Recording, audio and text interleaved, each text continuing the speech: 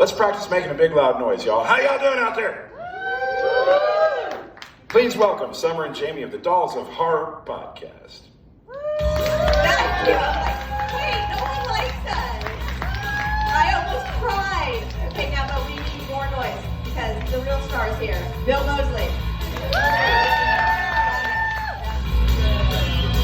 Thank you for coming You out. can tell I'm getting old. I use the stairs instead of just hopping up 2 feet. Yeah. Hey, so how's the con treating you? It's treated me very well. Thank you very much. Hello, everybody. Hello. Yes, it is. It's treating me well, and I am always happy to be back in Illinois. As probably many of you know, I grew up in Barrington, which is about 10 miles from here. So, and now I am living in California, hence the hat, and I consider myself a weather tourist. So I come back and I go, oh yeah, I remember shoveling the walk and the cold and the Montreal Express and drifts and shoveling the walk, and then I get back on a plane tonight and go back to 70 degrees. So Like, see you later. See ya while Summer's here. Her too. She's going back tomorrow. Yes, And I'm here. And I go to work tomorrow. Well, we'll send you postcards. Say prayers, send good thoughts, good vibes, and I'll keep my fingers and toes this year. I know, right? You're like. Actually, earlier this year we had something called a heat dome, which is like some kind of a front that just sat on the valley around the Southern California for about more than a week. I think it was like 10 days, and the average temperature was like 112. And there was a town called Calabasas, or something like that, not too far from us, and they recorded a temperature of 120. So if you guys want to fry an egg for free, just bring an egg, crack it on the sidewalk, enjoy the heat dome. So, Bill, we asked this question to Doug, but it's such a good question. We would love to know what makes you excited about horror now, like how the genre has evolved. Whoa. Well, Doug is an intellectual. I am just purely a dope. So I don't know. I have no idea. I do think that horror will never die. I think that what evolves is the delivery system. So, you've got your CGI and 4K and all these crazy things, streaming. But what it really comes down to is story.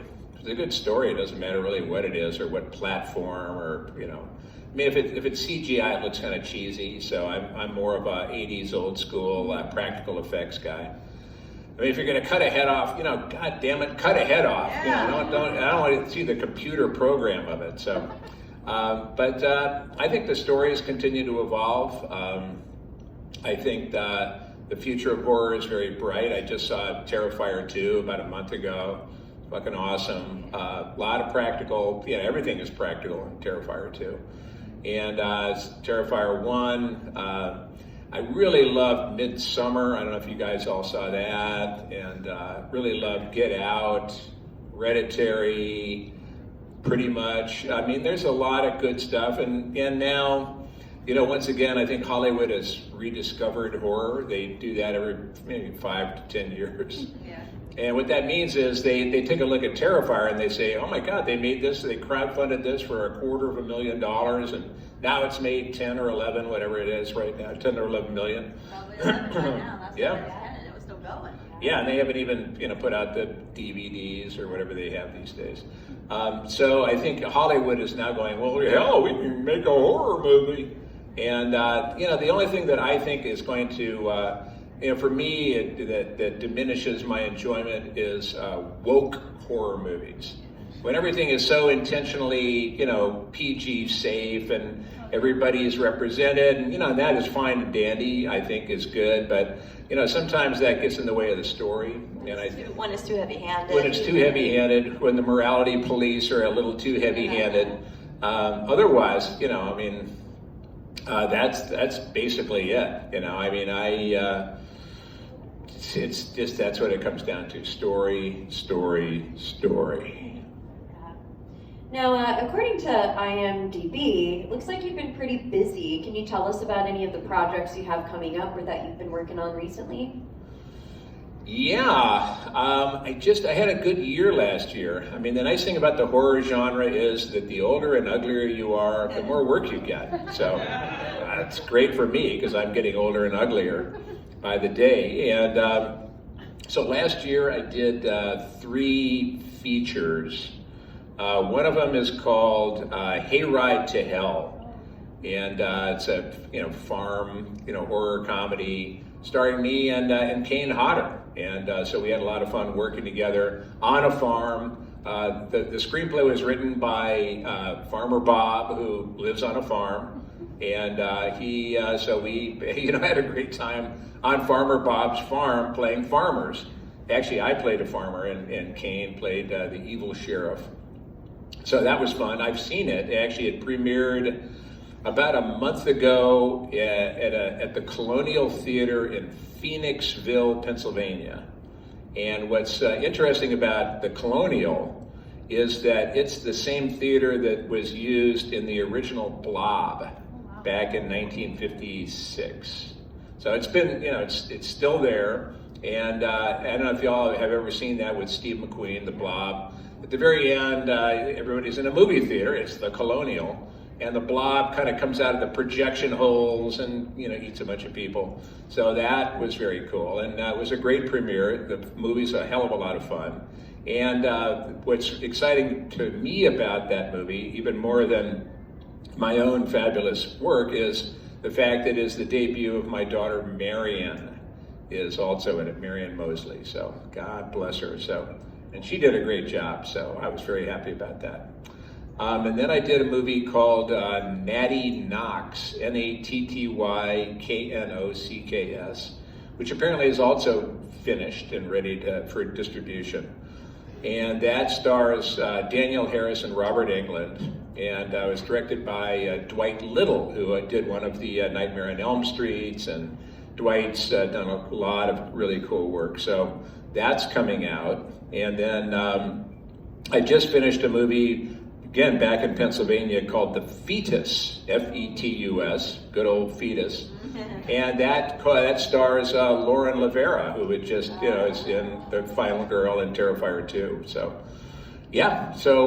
busy. And I've got another movie that I starred at the end of January called Scared to Death. And you can imagine that it's a horror movie. And so I'm looking forward to that. Yeah. Do we have any audience questions? No, not yet? Oh. Yeah. Any character, any role, what's one of the favorite scenes you've ever done, or the fondest memory? Well, I mean, I would have to go back to, my fave, which is, of course, Texas Chainsaw Massacre #2. And I play Chop Top, for those of you who don't know that, and it's one of the Chainsaw family members. And one day we were shooting, Leatherface is here too. Bill Johnson has got a table here at the convention this weekend. The 2 Bills. Yeah, Bill and Bill. And we were in it was the radio station scene at the very beginning when LG, one of the he's like the disc jockey's assistant, he comes back from getting coffee or something and is very happy. He thinks he's going to date Stretch, aka the DJ Caroline Williams, and he comes back into the radio station, and in the meantime Chop Top has shown up and is in the record vault, like just going through all the records, and really just very excited. And LG goes, what are you doing in there? And I go, hey, lick my plate, you dog dick, which I made up, by the way, on the spot. And then out comes Leatherface, and he knocks LG over. And as soon as LG hits the ground, I just jump on him and start wailing on him with a claw hammer. And we were shooting that particular scene. LG's on the ground. Lou Perryman, the late, great Lou Perryman. And Tom Savini, King of Splatter, is right off camera. He's pumping the blood, which runs through a tube and goes up through LG's hair and stops at his hairline. So Tom Savini's madly pumping blood, and this blood is spraying on LG's face. The radio station is a very small little room. It's very hot in there. This is back in the day. This is like June in Texas, in Austin, Texas. And this is also back in the days when they actually had film in the camera and lights and the whole deal. So it's very hot. And so, I'm wailing, and they say, action. So I start banging on poor LG's head with this claw hammer. The claw hammer is actually, it looks like a hammer, but it's made of foam rubber. So it's painted and it's got a coat hanger kind of wire in the center of it just to kind of keep it together. So I'm wailing away going, if I had a hammer, and just making stuff up and wailing on poor LG. And Tom Savini's, LG is writhing and Tom Savini's pumping blood, spraying. And then there would be cut, and I'd look, and the hammer would have bent over like a pretzel, so we'd have to take it again. And we'd done about 12 takes, and each time, of course, we had to clean up LG and put more blood in Tom's little pump and do the whole deal over again. So finally, we did probably about 12 takes, and we're all hot and kind of a little angry, a little, And so Toby, and we've done a couple that were actually pretty good, and so Toby goes, that was great. Let's just do one more, and that's how he talked. And I was a little, irritated. Because come on, man. And I said, Tobe, am I doing something wrong? And he goes, oh hell no, Bill. I'm just having fun watching you. And when you hear a director say that to you, it's like, oh man. I mean, whatever irritation I had, that was a beautiful moment for me. So, okay. I hope that answers your question. Any other audience questions? So you mentioned that the Lick My Plate you dog did was an improvised kind of on-the-spot moment. Out of all the movies you've done, what has been your favorite improvised, impromptu, just off the ball of your foot? Like that. Better than the top of your head, right? Actually, I do that a lot, and sometimes it works, which is always good. I did that in Night of the Living Dead, the Tom Savini version, because when we pull into the graveyard, me and Patty Tallman, aka Barbara, we pull into a graveyard and Patty gets out, and then I get out and I go, they're coming to get you, Barbara. And so that happens at the car, and then we have a long walk to our mother's grave. And so I improvised a line, which was, they're horny, Barbara. They've been dead a long time. Because she was such a prude, and I thought that'd be funny. And they, George Romero was there, he liked it, Tom Savini liked it, so that stayed in. I would have to say though, with Devil's Rejects, there's another, these are the long car shots, they need lines sometimes. And so I was with Banjo and Sullivan, and I was in the van, I pulled up in this, what used to be a chicken farm, but I guess the people just left it in California and it just turned into a chicken mausoleum. It was a bunch of outdoor cages and just chicken dust. I mean, the chickens I guess they'd left the chickens and they had just turned into mummies and then just kind of dust. So we're walking around the chicken dust, and there's this long shot between the van and then where I eventually, dispatched Banjo and Sullivan. And Rob hadn't written anything for it, and Rob said, he said, why don't you just say, is that your wife's pussy stink on my gun?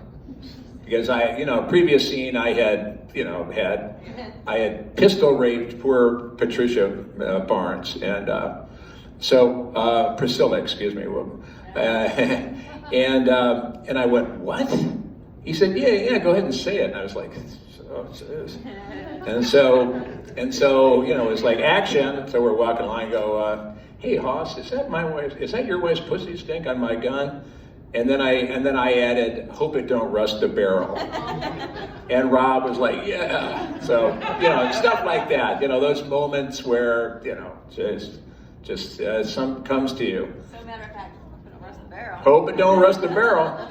So stuff like that. I like doing that because I think of an actor as kind of an advanced scout of reality of the scene. You've got you write the scene, so you have this general kind of a blueprint.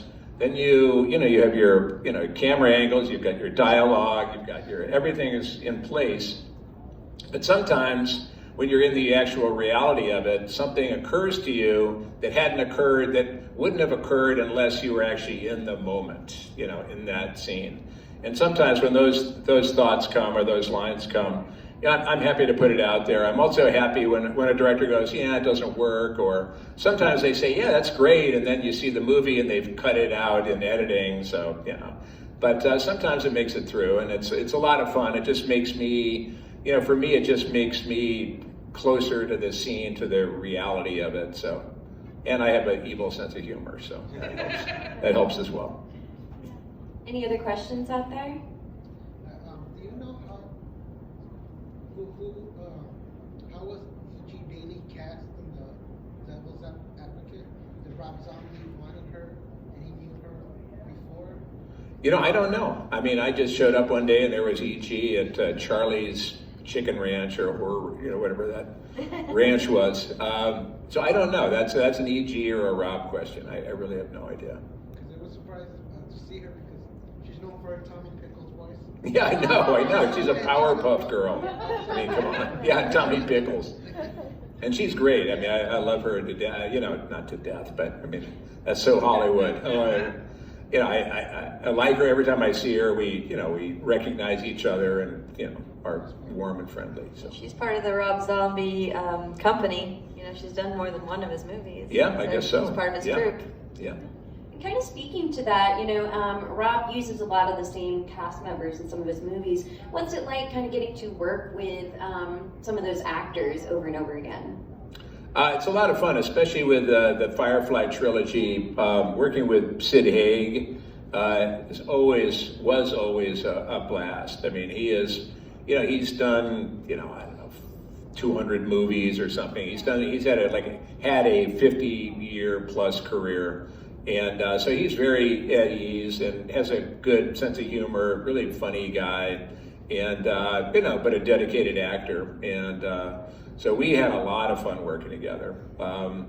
It was fun. It was interesting because in House of a Thousand Corpses, of course, Mother Firefly was Karen Black, and that was pretty amazing. She's an Academy Award nominee. I think for 5 Easy Pieces, maybe. She's amazing. So that was fun working with her. But that was one and done. Then Mother Firefly in Devil's Rejects was Leslie Easterbrook from the Police Academy movies. And she was fun, and I've worked with her a couple of times. It's pretty cool because once you've worked with somebody like that, and of course I worked with Sherry a bunch of times, or Rob's wife, and Rob. So what happens is it's fun because they're on a lot of productions. I'll get hired and I'll show up, and I'll show up on a Thursday and we're actually shooting on a Friday. So I don't know the crew, I don't know the cast, I don't know the director, for the most part. And I'm okay with that because I like to prepare, so that's good. And not every actor does. But I actually like to, memorize stuff and know the scenes I'm shooting, and generally get into the right frame of mind for it. But working again and again. I think to come to think of it, Otis is the only character I've ever played more than once. So I was hoping that maybe Chop Top would find his way back onto the big screen, but it hasn't happened yet. But Otis has been, and that's been interesting because how do you play a character, over 20 years? And, we start with Otis looking kind of like a pale ghost. I think I was an albino in the first movie. And then somehow by Devil's Rejects, I was now an almond brother. And I remember actually I was over at Rob's house watching the Super Bowl, and when he said, we're going to do another one, it's called, the Devil's Rejects. And I was like, wow, that's very cool. And he says, and I want you to grow a beard.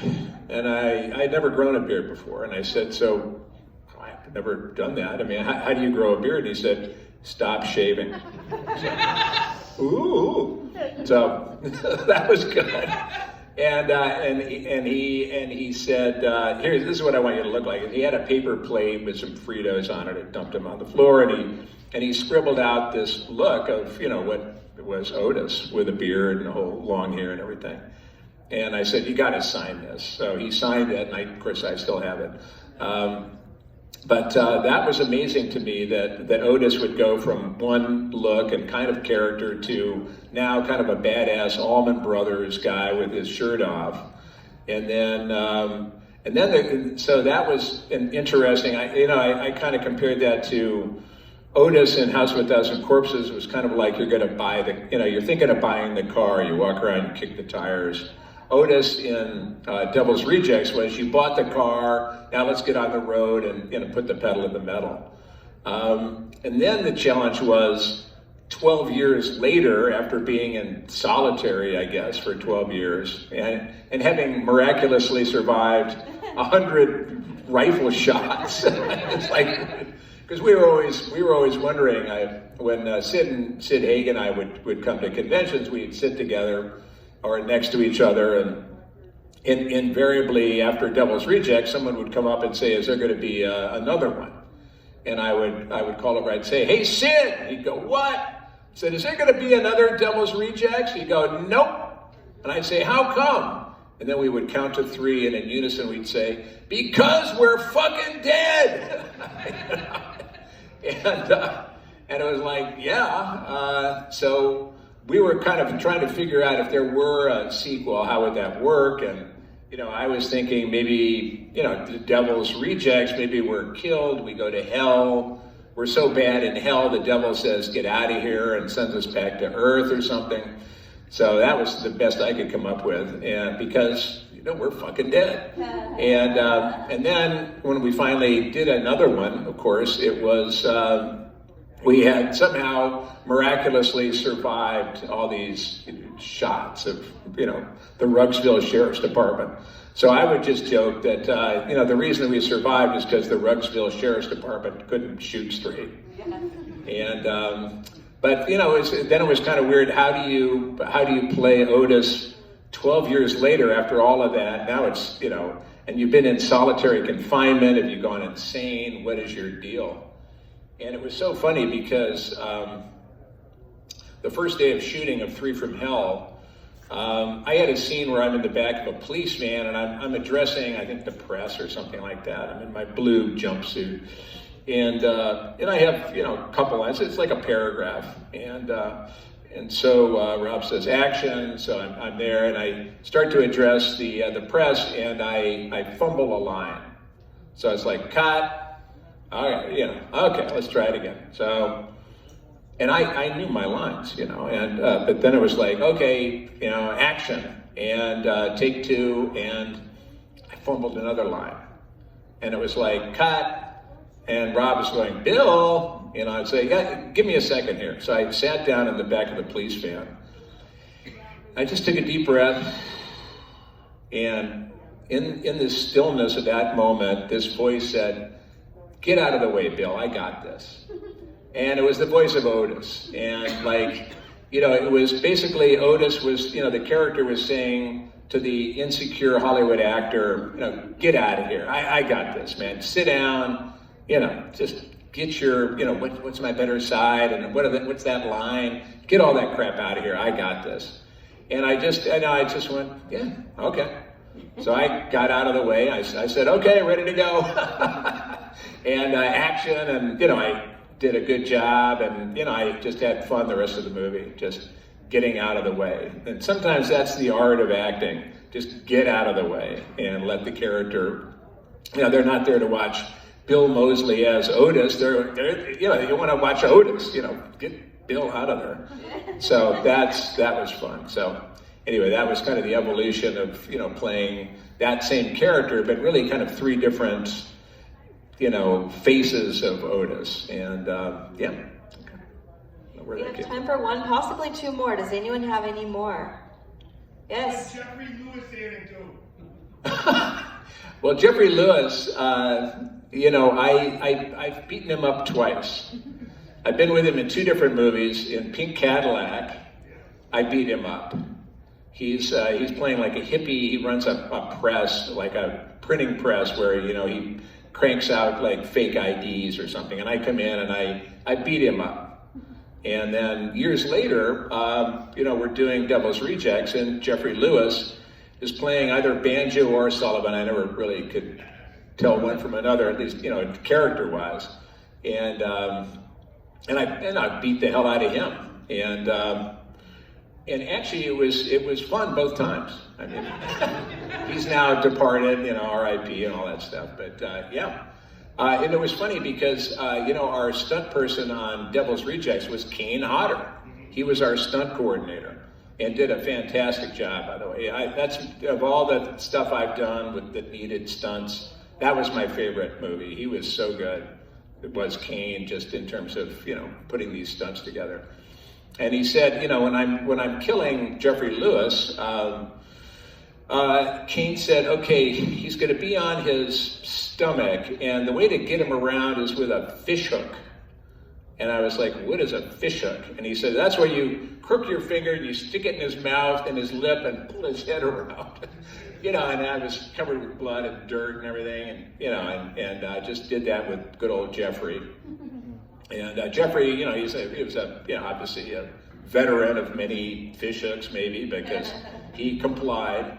And and it was so fun to hear him do he improvised too. He, God bless the bunnies and God bless the little birds. And, that was when I was like, I am the devil. Because he does that, and then I improvise. I'm like, oh, I feel it, oh Lord, I feel it in the God Almighty, oh, I feel it. And then came what I call the $1 million breeze. So we're out in the desert where there was no wind at all. And all of a sudden there's this breeze that blows up as I'm sitting there looking at him, and the breeze blows my hair over my eyes. And so I was able to just kind of pull it back and go, I am the devil, and I'm here to do the devil's work. And then just wailed on good old Jeffrey. Man, that was so much fun. I miss him. Good question. Any other questions out there? Okay, so for you, what are some of the things that makes a movie scary? Well, I'm a sucker for a jump scare. I mean, I actually was on a tour with Rob and Sherry and Sid, I think. We were walking through Universal Studios, Burbank, California. Years ago, there was a House of 1,000 Corpses, like haunted house. It's part of, whatever it was called. Horror Nights. Halloween Horror Nights. And I'm with, I'm part of the little star group going through the house. And, I'm talking to Rob or somebody, and all of a sudden I turn around and this person jumps out at me. And I go, oh! And I look and it's Otis. Really embarrassing. So a jump scare will always get me. And then, I also, supernatural stuff freaks me out. The dark closet, the creaking noise, something under the bed. All that stuff gets me. I don't know if anything else does. Having been in a bunch of movies and seeing, kind of behind the scenes, some of that stuff. When I see somebody's arm getting cut off with a chainsaw, I seem to laugh. So, sorry. But jump scares and supernatural stuff, I guess. Yeah. All right, last chance for one more. Anyone got one? All right, so with that, we have to start turning you loose. Going once, going twice. Yeah. No? Okay. Well, thank you very much for joining us. My pleasure. Thank you, everybody. Wonderful, as always. Thank you.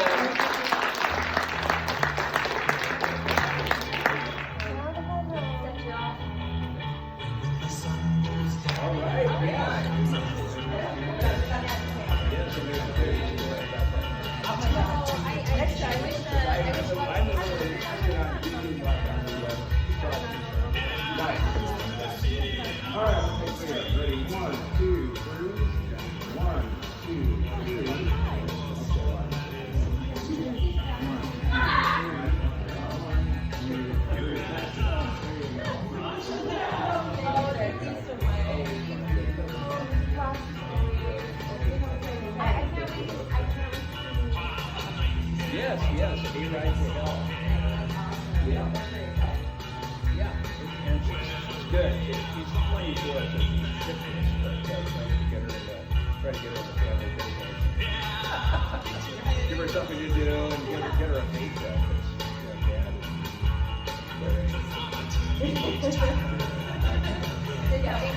Have a great travel.